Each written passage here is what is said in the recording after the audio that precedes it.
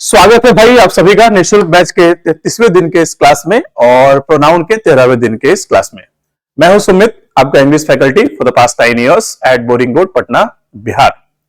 आज के सेशन में प्रोनाउन की कड़ी को आगे बढ़ाएंगे और क्या क्या पढ़ेंगे इसको जरा सा ध्यान देते हैं। इस सेशन में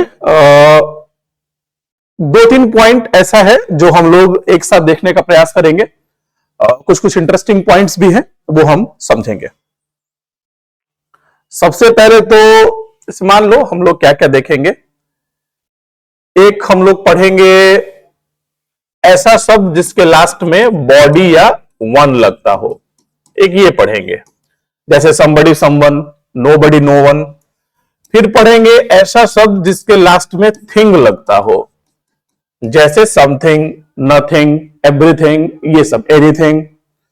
फिर हम लोग एक और भी इंटरेस्टिंग चीज इसमें जानने का प्रयास करेंगे, वो होगा इट के बारे में, देखेंगे वो क्या होगा। फिर कुछ और भी टॉपिक्स होंगे लाइक कि a black boy is eating his lunch, लेकिन a black and white boy is eating his lunch, लेकिन a black and a white boy is eating their lunch. तो ये सब कुछ चीजें हैं जो हम लोग देखेंगे, समझेंगे। आइए देखने का प्रयास करते हैं एक एक करके। सबसे पहले पहला पॉइंट, दुनिया का हर वो शब्द जिसके लास्ट में, ये पहला पॉइंट, बॉडी या वन लगता हो। क्या लगता हो? बॉडी या वन। जैसे हम लोग पढ़े हैं ना कि सारे पर्सनल प्रोनाउन के या सारे नाउन के अपने अपने असिस्टेंट होते हैं। जैसे हम लोग बॉय के लिए ही फैमिली यूज करते हैं, गर्ल के लिए शी फैमिली यूज करते हैं, और ही के लिए ही, हिम, हिज, ये सब हो जाता है। तो वैसे ही हम लोग यहां देख रहे हैं कि दुनिया का हर वो शब्द जिसके लास्ट में बॉडी या वन लगता हो, अगर उसको असिस्टेंट देना है तो हमेशा और हमेशा ही फैमिली यूज होगा। दुनिया का हर वो शब्द जिसके लास्ट में ही ब्रैकेट लगा दिए, मतलब ऑलरेडी वो फैमिली का सिंबल है, लिखने की जरूरत नहीं है। दुनिया का हर वो वर्ड जिसके लास्ट में क्या लगा हो, बॉडी या वन। एक्स प्लस बॉडी या वन के कॉन्फ़िगरेशन पे हो, एक्स के प्लेस पे क्या रख सकते हो? सम रख सकते हो, नो रख सकते हो, एनी रख सकते हो, एवरी रख सकते हो। नहीं, somebody, someone, nobody, no one, anybody, anyone, everybody, everyone। तो अगर सेंटेंस में बॉडी या वन के कॉन्फ़िगरेशन वाला कोई भी वर्ड आएगा तो उसको असिस्टेंट देने के लिए ही फैमिली यूज होगा। जैसे हम क्या कह रहे हैं, देखो, मान लो हम कह रहे हैं I am eating my lunch. I am eating my lunch हो गया। अब इसी मान लो हम आई की जगह पे कह रहे हैं someone is eating blank lunch। Sir I था तो माई समझ में आ रहा था, ही था तो हिज, शी था तो हर, दे था तो दियर, यू था तो योर, लेकिन सर समवन के लिए क्या लिखे हैं सर? यही कंफ्यूजन होता है। तो इसी के लिए हम बताए कि जहां कहीं भी किसी वर्ड के लास्ट में बॉडी या वन लगा हो, उसको असिस्टेंट देने के लिए ही फैमिली, यानी कि आप यहां क्या करते, his lunch. Somebody is playing his guitar, nobody is eating his lunch। तो जहां कहीं भी बॉडी या वन से खत्म होने वाला शब्द होगा उसको असिस्टेंट देने के लिए ही फैमिली। ये थियरी का बात हुआ, लेकिन अगर आप चाहे ना तो इसको दिमाग लगा के समझ सकते हैं, एक्चुअली समझ सकते हैं। इंग्लिश लैंग्वेज, उसमें भी खासतौर पे जो ग्रामर है ना, ये मैथ्स की तरह है। हर चीज बहुत रिलेटेड है यार, बशर्ते कि आप कितना रिलेट कर पाते हैं, कितना समझ पाते हैं। जैसे देखो, हम रिलेट कराते हैं इस चीज को। हम लोग यहाँ पे क्या कर रहे हैं, नाउन को एक तरह से प्रोनाउन दे रहे हैं। तो आपको याद होगा किसी भी नाउन को प्रोनाउन देने के लिए हम लोग क्या करते थे? सबसे पहले देखते थे कि सिंगुलर है कि प्लूरल।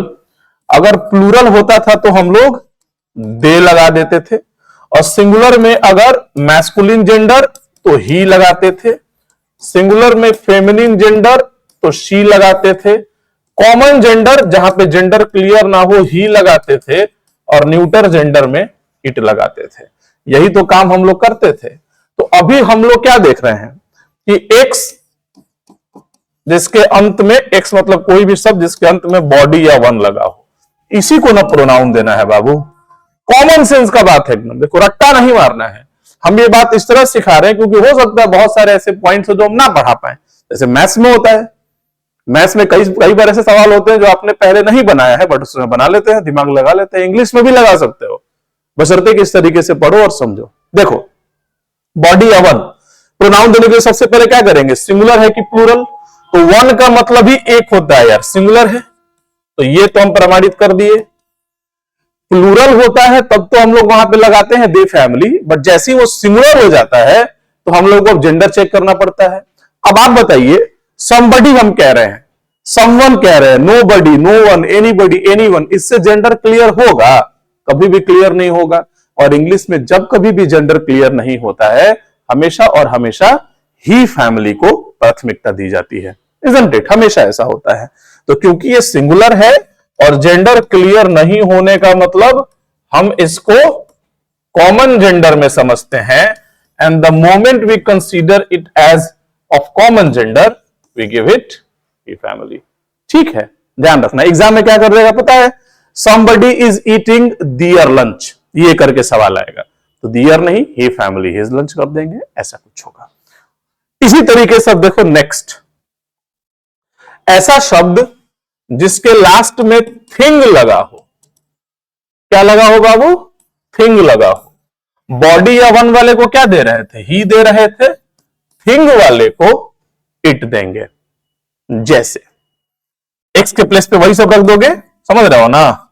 सम, no, any, every, something, nothing, anything, everything, तो उसको आप असिस्टेंट क्या दोगे? उसको आप इट फैमिली दोगे। जैसे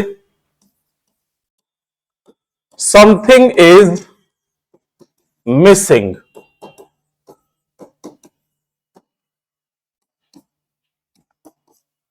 आई, समथिंग इज मिसिंग और ढूंढो उसको, तो फाइंड ब्लैंक। अब फाइंड हिम, हर, देम क्या लगा दें? तभी हम बोले कि जहां कहीं भी थिंग लगेगा इट फैमिली, फाइंड वर्ब है, वर्ब के बाद ऑब्जेक्ट, तो इट फैमिली का ऑब्जेक्टिव केस इट, तो फाइंड इट। ये थियोरी का बात था। यहां भी आप चाहे तो दिमाग लगा के चीजों को समझ सकते हैं। कैसे समझ सकते हो? देखो जरा सा, क्या था ये? एक्स प्लस थिंग के फॉर्मेट पे है, तो नाउन को प्रोनाउन देने के लिए हम लोग क्या करेंगे? नंबर देखेंगे। थिंग क्या है हमारा? सिंगुलर है, और थिंग का मतलब जैसे सिंगुलर है जेंडर देखना पड़ेगा, और थिंग से ये पता लग रहा है कि न्यूटर जेंडर है, और न्यूटर जेंडर को हमेशा और हमेशा इट फैमिली दिया जाता है। बात खत्म हो गया। तो ये मैथ्स था, ये लॉजिक था जो आपको दिमाग में लगाना चाहिए। रात का वक्त है, कब से बना रहे हैं वीडियो लगातार, काफी ठंड भी लग रहा है, बट ठीक है कोई बात नहीं। आप जब देखेंगे इससे पहले का पीछे का 4-5 वीडियो जो होगा या अभी जो आ रहा होगा, क्योंकि हम बताए थे आपको छुट्टी पे रहेंगे हम, तो सोच रहे हैं कि रात में जितना सेशन हो सकता है 20-20, 30-30 मिनट का बहुत सारा बना ले, ताकि आपको कंटिन्यूटी आपकी ब्रेक ना हो और बरकरार रहे। चलो ये एक पॉइंट था जो हम लोगों ने पढ़ लिया। नेक्स्ट पॉइंट इससे रिलेटेड हम लोग समझते हैं। एग्जाम्पल कुछ लिखेंगे, वहां से समझ में आएगा। नोटिस करना इस एग्जाम्पल को, बड़ा इंटरेस्टिंग है ये। इससे पहले हम एक बात बता दें, देखो होता क्या, एग्जाम्पल पहले उसके बाद देखो। जैसे एक हम सेंटेंस लिखे, अ बॉय हैड ईटन, हम लोग प्रोनाउन पढ़ रहे हैं, हिज लंच। फिर लिख रहे हैं, a black boy had eaten his lunch. यहां तक भी आपको दिक्कत नहीं होता है, थोड़ा सा इसको कम करते हैं, यहां तक भी दिक्कत नहीं होगा आपको। यहां देखो, यहां से दिक्कत होना शुरू होगा। A black and white boy had eaten, आप क्या करोगे? आमतौर पे लिखोगे दियर लंच, राइट? क्या करोगे? दियर लंच। पहले और दूसरे वाले में आप नहीं फंसते हैं, तीसरे वाले में फंस जाते हैं। चौथा एक और एग्जाम्पल है, और वहां डियर नहीं होगा, हिज होगा। हम सही चीज ही लिखते हैं ना, सही लिख के ही बात करते हैं। His lunch. अभी देखो ऐसे ही a black and a white boy had eaten dear lunch. ये चारों सेंटेंस सही है, कोई गलत नहीं है। हम सिखाना क्या चाहते हैं वो अभी आपको तुरंत समझ में आ जाएगा। देखो रेड ले लेते हैं, ऐसे शुरू करते हैं। हम क्या बोले, पहले और दूसरे में आपको ज्यादा दिक्कत नहीं होता है, तीसरे और चौथे में होता है। अभी हम सेंटेंस लिखें, एग्जाम्पल लिखें, समझा रहे हैं दिक्कत क्या होता है। देखो यहां आप क्या सोचोगे कि नाउन कौन है, बॉय, और क्योंकि बॉय सिंगुलर है, मैस्कुलिन जेंडर है, ही फैमिली, हिज लगेगा, सही है। सही है भी, वो सही तो चारों ही है। या फिर क्या सोचोगे, अ ब्लैक बॉय, अच्छा यहां पे भी बॉय है, मैस्कुलिन जेंडर सिंगुलर है, ही फैमिली, हिज लगेगा, ऐसा आप सोचते हैं। तीसरे चौथे में फंसते हो। यहां क्या लगता है कि अच्छा एगो काला लड़का, मट साहब जैसा, गोरा लड़का, तुम लोगों के जैसा, तो आपको लगता है कि लड़के कितने हैं, एक नहीं एक से अधिक, सिंगुलर नहीं प्लूरल, तो आपको लगता है कि हम यहां पे डियर लगा दे, जो हम शुरू में लिखे थे, लेकिन डियर नहीं होगा, हिज होगा। बड़ा अजीब बात है। लेकिन सेम हम यहां लिखे हैं ब्लैक एंड व्हाइट, लेकिन अब देख रहे हैं कि हम डियर लिख दिए हैं, और ये वाला अगर यहां पे तुम हिज लिखोगे तो गलत हो जाएगा, यहां पे डियर सही है। तो इसी तीसरे चौथे ये जो 2 पॉइंट्स हैं, इन्हें हमें समझने का प्रयास करना है कि क्यों ऐसा हो जा रहा है। तो अब लॉजिक सुनो और अब थियरी सुनो। आर्टिकल 2 तरह के होते हैं, एक डेफिनिट और एक इनडेफिनिट।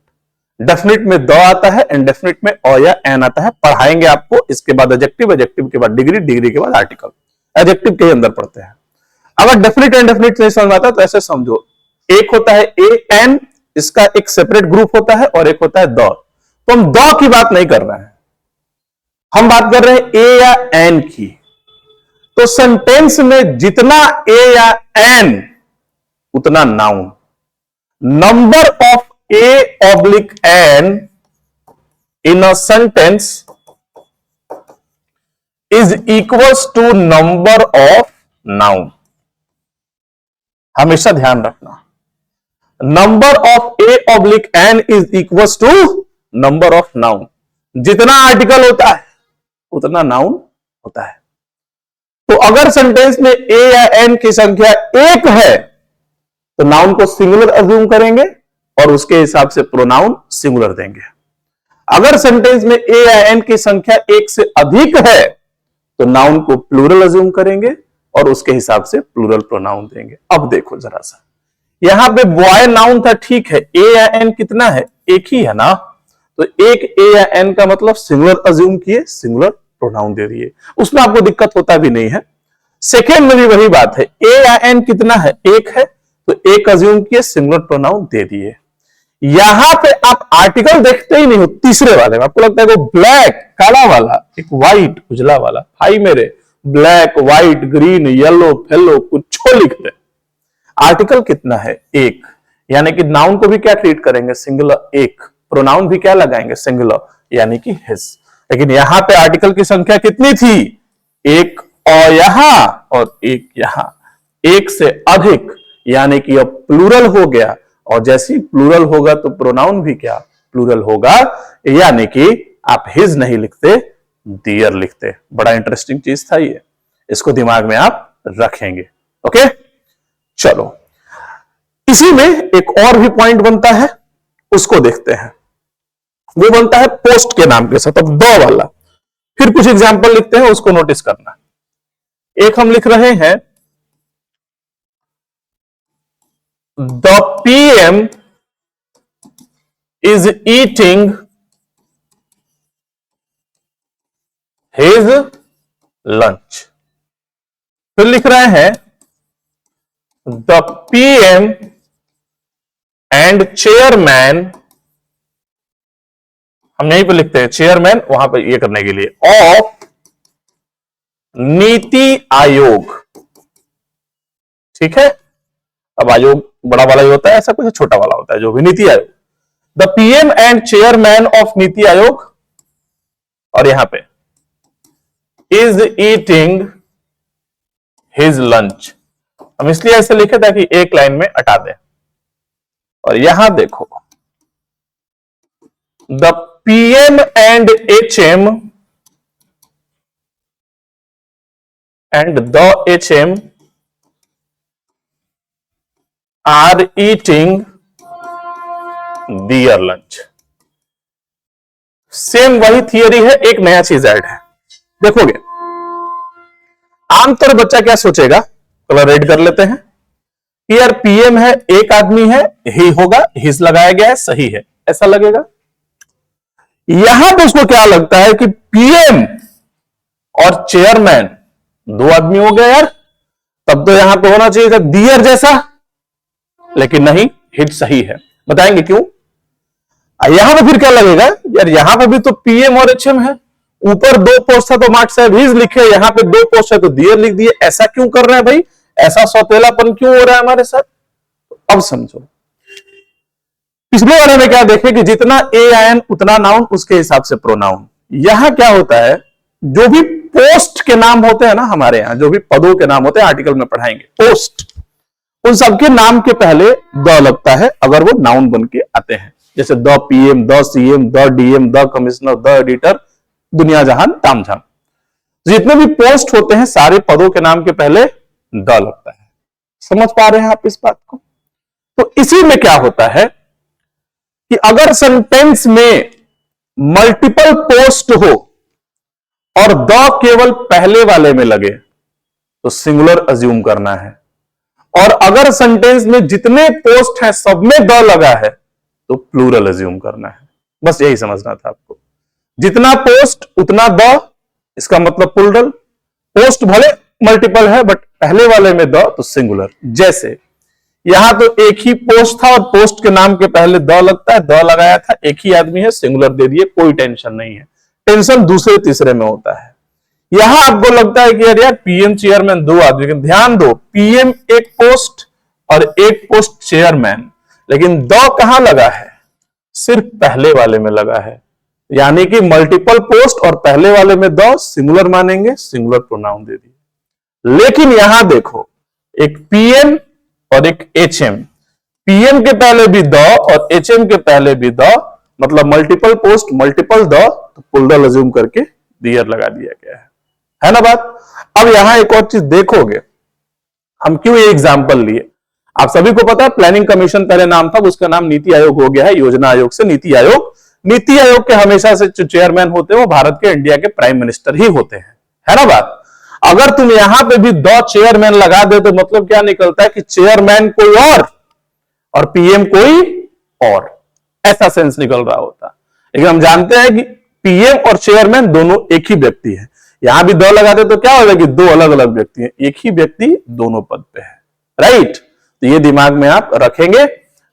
वैसे समझोगे, मल्टीपल पोस्ट सब में द लगा है, प्लूरल प्रोनाउन। मल्टीपल पोस्ट केवल पहले वाले में द लगा है, सिंगुलर प्रोनाउन। आप इतना ही बात समझिएगा, कभी दिक्कत नहीं होगा। बहुत सारे और क्वेश्चंस आएंगे, इसमें हम शायद क्वेश्चन ऐड नहीं कर पाए हैं, तो आप वहां देखेंगे। प्रोनाउन खत्म होने के बाद हम करवाएंगे प्रैक्टिस आपको। या क्वेश्चन मान लो आप नहीं से हम लिख के तुमको करा देते हैं, देख लो, जैसे ऐसे लिखा रहेगा, रमेश इज द, इस तरीके से